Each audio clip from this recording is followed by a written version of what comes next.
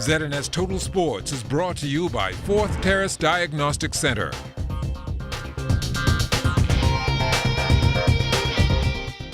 Welcome to sports, everybody. A big celebration this morning on the St. John's College campus. We get that story from Charles Fisher.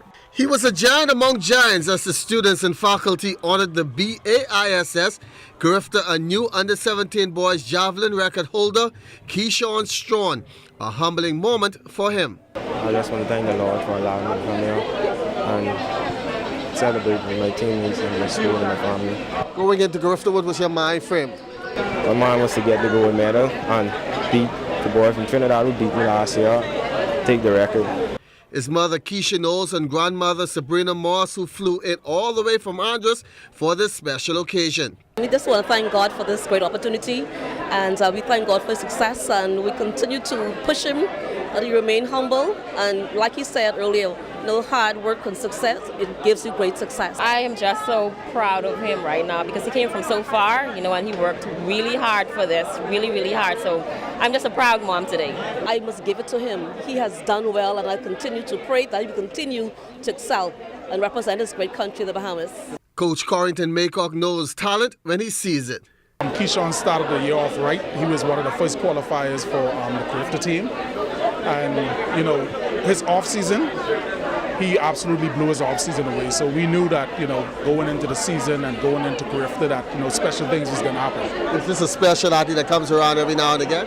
Yeah. When you look at, especially coming from the throwing part of track and field, he's one in a million. And, like I said, going forward, we expect a lot more coming from Keyshawn. Head of Department at St. John's, Shama Johnson Smith.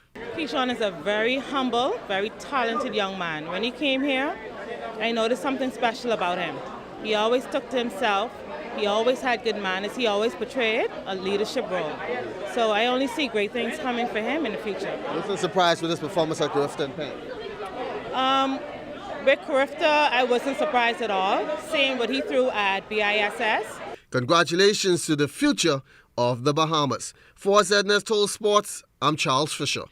Despite rain washing out most of the outdoor sporting activities yesterday, the Bahamas Football Association still able to get in its under-18 girls bronze medal match. Renegades shutting out Cavalier 1-0. The girls are young for this age group, U18s. A lot of our girls are U13s and U15s, so it's a big win for us to come third in the U18 league. The last time we played this particular team, they beat us 8-0, so we came back, lost only 1-0, so that was good. We thought we were going to win. It's unfortunate that we didn't, but we came, we played hard. Great bunch of girls in the back there, so it was good for us. 3 young student athletes at the Bahamas Elite Sports Academy signing letters of intent to attend Central International College in Virginia. Anthony Penn, Brandon Ingram, and Brandon Strawn all made an impression on Coach Wayne Johnson as he looked to further their education through the sport of basketball. This past school year, we actually played Coach Curry's team on a tour.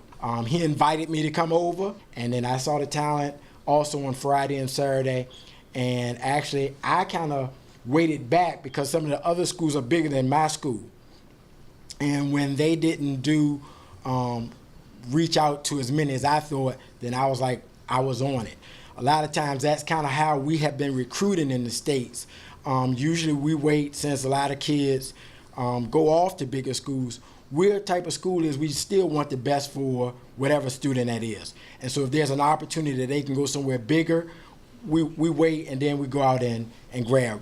Now eventually we're hoping that we can be just like every other school. We're looking for the best talent possible. I expect to further develop my game and do well in school. I am sure I'm a threat from beyond the arc, so I think I'm a big asset to this team. My expectations are very high for myself. I think I will contribute well to the program. Being at the showcase, I learned a lot of new things, a lot of new drills that I haven't seen before. I was able to master. Waking on my schoolwork, putting in the work, just do it, just play ball and just do what I have to do. a local non-profit organization looking to hit a hole-in-one. For more on that, here's Amajal Knowles. Well, the Rotary Club of Nassau taking it to the greens to try and raise some funds for some local charitable organizations. The club hosting its 33rd annual Rotary Golf Tournament sponsored by Stella Artois at the one and only Ocean Club Resort on Monday. A collection of organizers held a press conference to express their optimism over the event. Give thanks to our sponsors. Stella Artois, being our largest and title sponsor this year, has really stepped up, and we're very excited about it. What Stella Artois does is it allows us as Rotarians to carry out the work that we do in the communities around the world. As Rotarians, who we are can easily be summed up by our phrase that together we see a world where people unite, come together to take action and make lasting change across the globe, in our communities and in ourselves. Since 2015 has made efforts and partnered with various nonprofit organizations to give back to charities over $15 million.